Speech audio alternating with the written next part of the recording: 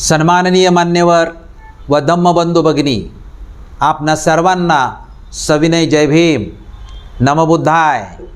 Me advocate Dilip Kakade, the Dhammasanhita action committee of इंडियाचा राष्ट्रीय मुख्य समन्वयक, धम्मसंहिता चॅनलमध्ये आपले हार्दिक स्वागत करतो।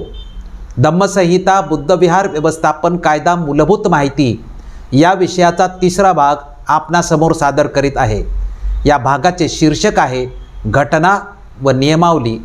शासनाला सादर केलेल्या निवेदनातील हा 8वा मुद्दा आहे। त्याचे स्पष्टीकरण या व्हिडिओमध्ये करीत आहे।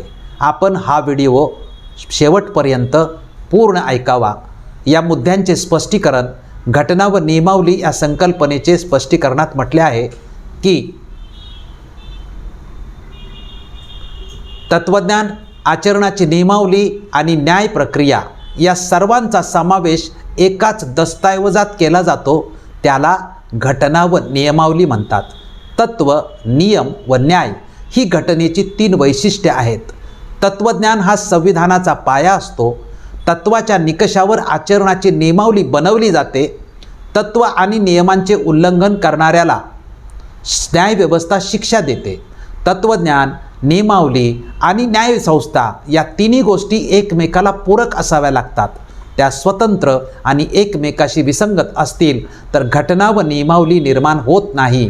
तत्वज्ञानाशिवाय प्रवास दिशाहीन, नियमावलीशिवाय आचरण स्वैराचारी आणि न्यायाशिवाय चर्चा वाद व विपर्यासात्मक होते। याचा अर्थ कोणताही समाज, संस्था, देश यांचा घटना व नियमावली विरहित प्रवास हा दिशाहीन, स्वैराचारी आणि वाद व विपर्यासात्मक असतो। याचा परिणाम म्हणजे संस्था, संघटन, समाज, राज्य, देश हे अस्तित्वहीन होतात। म्हणून घटना व नियमावली असणं अत्यंत आवश्यक असतं। प्रार्थना स्थळांच्या व्यवस्थापनासाठी घटना व नियमावलीबाबतचे स्पष्टीकरण असे की एका प्रार्थना स्थळाच्या व्यवस्थापनाची घटना आणि अनेक प्रार्थना स्थळांचे एकत्रित व्यवस्थापन करण्यासाठीची घटना यातील फरक समजून घेतला पाहिजे। एका प्रार्थना स्थळाची घटना ही फक्त त्या स्थळापुरती मर्यादित असते। कायद्याच्या राज्यात एकाच धर्माच्या एकापेक्षा जास्त प्रार्थना स्थळांचे व्यवस्थापन एकत्रितपणे करण्याकरिता त्याची घटना व आचरणाची नियमावली बनवणे बंधनकारक असते। त्याशिवाय प्रार्थना स्थळांचा कारभार दिशाहीन, स्वैराचारी आणि वाद व विपर्यासात्मक होतो। बाबासाहेबांच्या नियोजित बौद्ध धम्म पुनरुज्जीवन योजनेला घटनात्मक स्वरूप देण्याबाबत स्पष्टीकरण असे की बाबासाहेबांची बुद्ध धम्म पुनरुज्जीवन योजना पुन्हा जर आपणाला कार्यान्वित करावायची असेल तर तिला प्रथम नव्याने घटनात्मक स्वरूप प्राप्त होणे आवश्यक आहे। घटनात्मक स्वरूप प्राप्त करून घेण्यासाठी धम्म पुनरुज्जीवन योजनेशी सुसंगत अशी घटना व नियमावली पुन्हा नव्याने तयार करावी लागेल। बाबासाहेबांची धम्म पुनरुज्जीवन योजना बुद्धविहार केंद्रित असल्यामुळे राज्यातील हजारो बुद्धविहारांचे व्यवस्थापन करण्यासाठी घटना व नियमावलीची निर्मिती करावी लागेल। भारतीय घटनेच्या तरतुदीनुसार अशी घटना व नियमावली बनवणे बंधनकारक आहे। तत्व, नियम व न्यायावर आधारित घटना याचे स्पष्टीकरण असे की अशा प्रकारची घटना व नियमावली तत्व, नियम व न्याय या त्रिसूत्रीवर आधारित बनवली पाहिजे। बुद्ध धम्माचे तत्वज्ञान, आचरणाचे नियम आणि या दोन्हींचे उल्लंघन झाल्यास शिक्षा करणारी न्यायव्यवस्था या तिन्हींचा समावेश घटना व नियमावलीत असला पाहिजे। असे जोपर्यंत घडणार नाही तोपर्यंत धर्मांतरित बौद्धांचा प्रवास हा दिशाहीन, स्वैराचारी आणि वाद व विपर्यासात्मक जो चालू आहे तो तसाच सुरू राहील। घटनेचे पहिले निर्माते तथागत बुद्ध याबाबत स्पष्ट केले आहे त्यांनी की तत्व, नियम व न्याय या त्रिसूत्रीवर आधारित घटना व नियमावलीचे पहिले निर्माते तथागत बुद्ध आहेत। बुद्ध निर्मित विनय पिटक हे भिक्खू संघाचे संविधान आहे। ते या त्रिसूत्रीवर आधारित आहे। भिक्खू संघाची निर्मिती या त्रिसूत्रीवर आहे। विनय पिटकातील त्रिसूत्रीचे संपूर्ण प्रतिबिंब भारतीय संविधानात उमटले आहे। समता, स्वातंत्र्य आणि बंधुता या तत्वत्रयीवर आधारित भारतीय संविधानाची निर्मिती आहे।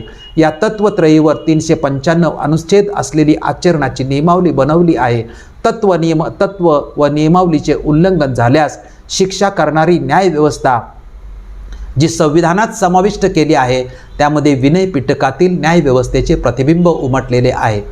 ज्याप्रमाणे बाबासाहेबांनी बुद्ध तत्त्वज्ञान व विनय पिटकावर आधारित भारतीय राज्यघटना निर्माण केली, त्याचप्रमाणे भारतात बौद्ध धम्माच्या पुनरुज्जीवनासाठी नियमावली तयार करण्याची भूमिका त्यांनी घेतली होती। तसे त्यांनी जाहीरही केले होते आणि त्या दिशेने काही पावले उचलली सुद्धा होती। घटना व नियमावलीबाबतची भूमिका त्यांनी बुद्ध आणि त्यांचा धम्म हा ग्रंथ, त्यांनी लिहिलेले लेख आणि त्यांची भाषणे याद्वारे जनतेसमोर मांडलेली आहे। त्याची संक्षिप्त माहिती तुमच्यासमोर सादर करतोय ती पुढील प्रमाणे। बुद्ध आणि त्यांचा धम्म या ग्रंथात घटना व नियमावलीबाबत बाबासाहेबांनी मांडलेली भूमिका अशी: उपासक संघ त्यांची घटना व नियमावली नसणे ही बुद्ध धम्मातील उणीव असल्याचे स्पष्ट करताना बाबासाहेब म्हणतात की भगवंताच्या अनुयायाची दोन वर्गात विभागणी होत असे। भिक्खू आणि ग्रस्त अथवा उपासक संघ ही भिक्खू संघाची संघटना, उपासकांची संघटना नव्हती। भगवंतांनीच प्रथम आपल्या अनुयायांचा संघ बनविला आणि त्यांच्या वर्तणुकीचे नियम आणि ध्येयाची साधना करून ते प्राप्त करून घ्यायचे ते त्यांच्या पुढे ठेवले। पुढे बाबासाहेब लिहितात की उपासकांची सुसंघटित अशी व्यवस्था नव्हती। संघात कोणालाही प्रवेश देताना संघदीक्षा हा समारंभ करावा लागे। संघदीक्षेमध्ये संघ प्रवेश त्याप्रमाणेच धम्म प्रवेश या दोहोंचा अंतर्भाव होई। परंतु ज्यांना धम्म प्रवेश हवा असेल परंतु संघ प्रवेश करावयाचा नसेल त्यांच्याविषयी वेगळी दीक्षा नसे। धम्म प्रवेशासाठी धम्म दीक्षा नसणे ही एक गंभीर उणीव होती। ज्या अनेक कारणांनी भारतात बौद्ध धर्माचा ऱ्हास झाला त्यापैकी एक कारण आहे।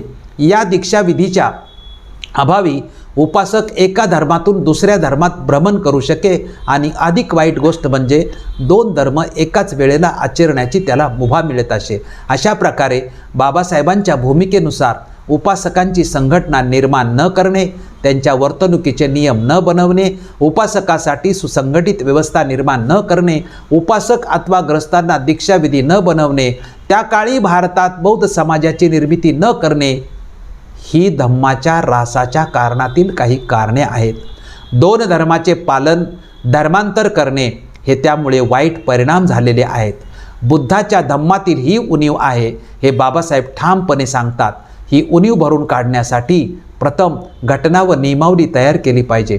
भिक्खू संघाच्या न्यायव्यवस्थेसारखी उपासकासाठी न्यायव्यवस्था असावी। याच्या स्पष्टीकरणार्थ बाबासाहेब म्हणतात, कसे वागायचे आणि कसे वागायचे नाही या संबंधीचे नियम केवळ औपचारिक नव्हते, त्यांना कायद्याचे स्वरूप असून त्यात आरोप ठेवणे, न्यायपरीक्षा आणि शिक्षा यांचा अंतर्भाव होई। योग्य रीतीने नियोजलेल्या न्यायमंडळाशिवाय भिक्खूला शिक्षा करता येत नसे। हे न्यायमंडळ ज्या ठिकाणी भिक्खूंच्या हातून अपराध घडला त्या ठिकाणी राहणाऱ्या भिक्खूंचे बनवलेले असे। न्यायमंडळासाठी लागणारी भिक्खूंची आवश्यक संख्या उपस्थित असल्याशिवाय भिक्खूंची न्यायपरीक्षा होत नसे। आरोप निश्चित असल्याशिवाय कोणत्याही न्यायपरीक्षेला कायदेशीर स्वरूप येत नसे। कोणतीही न्यायपरीक्षा आरोपीच्या अनुपस्थितीत केल्यास तिला कायदेशीर स्वरूप येत नसे। आरोपीला स्वतःच्या बचावाची पूर्ण संधी नसल्यास कोणतीही न्यायपरीक्षा कायदेशीर मानली जात नसे। ज्यांच्यावरील आरोप सिद्ध झाला त्या भिक्खूला खालीलप्रमाणे शिक्षा देण्यात येत असे। 1. तर्जनीय कर्म म्हणजे ताकीद देऊन सोडणे। 2. नियस्त कर्म म्हणजे वेडा म्हणून जाहीर करणे। 3. प्रवर्जनीय कर्म म्हणजे संघातून हकालपट्टी। 4. उत्प्रेक्षणीय कर्म म्हणजे बहिष्कार आणि 5. परिवास कर्म म्हणजे विहारातून बाहेर घालवणे। आभ्यान कर्म म्हणजे संघाचे रद्द केलेले सभासदत्व परत देणे। विहारातून बाहेर घालविल्यानंतर आभ्यान कर्माचा उपयोग करता येत असे। आभ्यान कर्म हे विहारातून बाहेर घालवल्यानंतर भिक्खूने आपली वर्तणूक नीट ठेवून संघाचे सन्मान केले आणि संघाने क्षमा केली तरच केले जात असे। डॉक्टर बाबासाहेब आंबेडकरांना धम्म पुनरुज्जीवनासाठी अभिप्रेत असलेली घटना व नियमावलीमध्ये अशा प्रकारच्या न्यायव्यवस्थेचा समावेश असावा ही अपेक्षा होती, हेच यावरून स्पष्ट होते। विनय पिटकाप्रमाणे धम्मसंहिता निर्माण व्हावी, ज्याप्रमाणे बुद्धाने तत्वज्ञान, नियमावली आणि न्यायव्यवस्था या त्रिसूत्रीवर आधारित भिक्खू संघाचे संविधान बनवले, तशाच प्रकारे या त्रिसूत्रीवर आधारित उपासकासाठी संविधान निर्मितीची भूमिका मांडताना बाबासाहेब लिहितात की समाज धम्माशिवाय असू शकत नाही. समाजाला खालीलपैकी कोणता तरी एक पर्याय स्वीकारावाच लागतो. समाज वाटेल तर शासनाचे साधन म्हणून निवड करणार नाही, कारण धम्म हे तर शासनाच्या साधनाहून वेगळे नाही. असा समाज जो धम्माचा शासनासाठी स्वीकार करणार नाही, तो अराजकाचा मार्ग स्वीकारेल. दुसरा पर्याय म्हणजे समाज पोलीस म्हणजेच हुकुमशाही यांचीच शासनासाठी निवड करू शकेल. आणि तिसरा पर्याय म्हणजे समाज धम्माबरोबरच धम्माचे उल्लंघन करणाऱ्या लोकांना शासन करणारा मॅजिस्ट्रेट याचा स्वीकार करू शकेल. अराजक आणि हुकुमशाही या दोन पर्यायात स्वातंत्र्याचा नाश होतो. फक्त तिसऱ्या पर्यायात स्वातंत्र्य टिकू शकते. ज्यांना स्वातंत्र्य पाहिजे त्यांनी धम्माचा स्वीकार केला पाहिजे. समाज निर्मितीसाठी धम्मतत्वज्ञान, त्यावर आधारित आचरणाची नियमावली आणि या दोन्हींचे उल्लंघन झाले तर शासन करण्यासाठी न्यायव्यवस्था या त्रिसूत्रीवर आधारित घटना व नियमावली बौद्ध समाजाने स्वीकारली पाहिजे, हे यावरून स्पष्ट होते.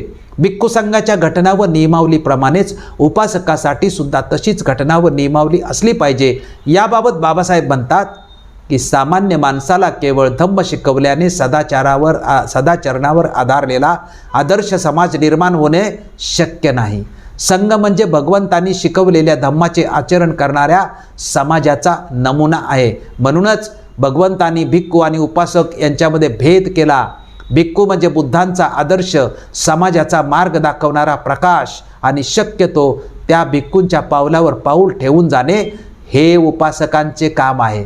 बाबासाहेब हे स्पष्ट करतात की केवळ तत्वज्ञानावर समाज निर्माण होत नाही, तर ज्याप्रमाणे विनय पिटकावर आधारित भिक्खू समाज निर्माण झाला त्याचे उपासकांनी अनुकरण केले पाहिजे. यावरून हे स्पष्ट होते की ज्याप्रमाणे बुद्धाने भिक्खूसाठी तत्वज्ञान, आचरणाची नियमावली आणि न्यायव्यवस्था यावर आधारित विनय पिटक हे संविधान निर्माण केले, तशाच प्रकारे उपासकासाठी सुद्धा त्याच त्रिसूत्रीवर आधारित घटना व नियमावली तयार केली पाहिजे.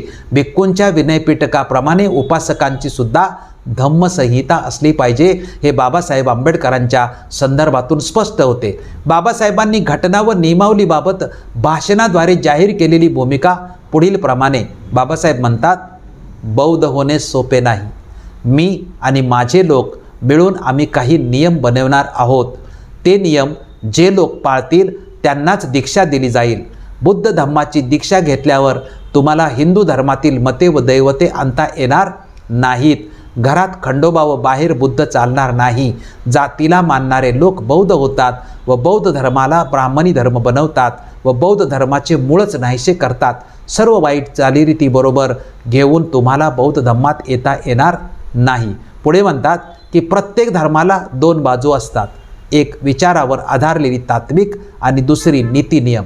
यातील एक अधिक महत्त्वाची व दुसरी कमी महत्त्वाची आहे असे म्हणता येणार नाही. बौद्ध धर्माची दीक्षा घेतल्यानंतर त्याच्या नियमानुसार वागायला पाहिजे. तलवारीच्या धारेप्रमाणे आचरण करणारे 5च अनुयायी जरी मिळाले तरी पुष्कळ झाले. धम्मदीक्षेवर मी स्वतः एक पुस्तक लिहिणार आहे.